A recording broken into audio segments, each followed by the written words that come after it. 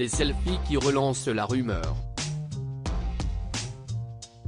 Vladimir Poutine a effectué une sortie officielle à Derbe, une ville située dans la région du Daghestan, République russe fédérée dans les montagnes du Caucase, qui se trouve en bordure de la mer Caspienne, ce mercredi 28 juin, soit quelques jours seulement après la mutinerie des mercenaires du groupe paramilitaire Wagner.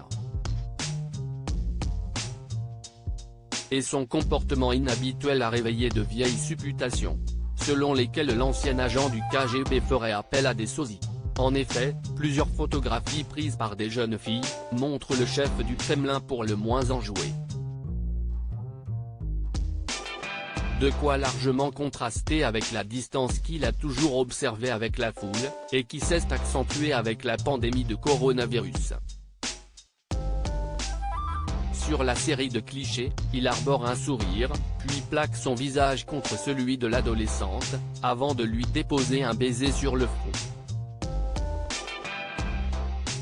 À la suite de cet épisode digne d'une sortie hollywoodienne, le Daily Mail a révélé que de nombreuses personnes, y compris des personnalités publiques russes, s'étaient demandé si l'homme politique de 70 ans n'avait pas fait appel à une doublure. Un diplomate moscovite a d'ailleurs déclaré « Il est désormais impossible de penser qu'il n'y a qu'un seul Poutine. Il y en a plusieurs, et même si ce sont de très bons sosies, ils se comportent un peu différemment. »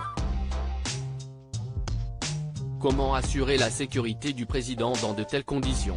De son côté, Viktor Alksny, un homme politique soviétique a lancé « Pourquoi Poutine rencontre-t-il des visiteurs au Kremlin à condition qu'une importante distance les sépare, et uniquement après que ces derniers ont effectué une quarantaine de 2 semaines, alors qu'à Derbe, il s'enfonce calmement dans la foule et embrasse même certains citoyens ?»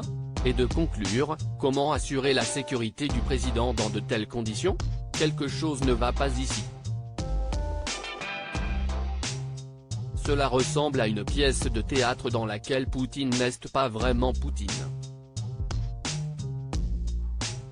Face à ces spéculations, Dmitri Peskov, le porte-parole du gouvernement, a déclaré que le président ne pouvait pas refuser de saluer la foule, qui avait alors fait preuve d'une étonnante démonstration de soutien et de bonheur à son arrivée. Article écrit en collaboration avec 6 médias. Crédit photo, Itartas.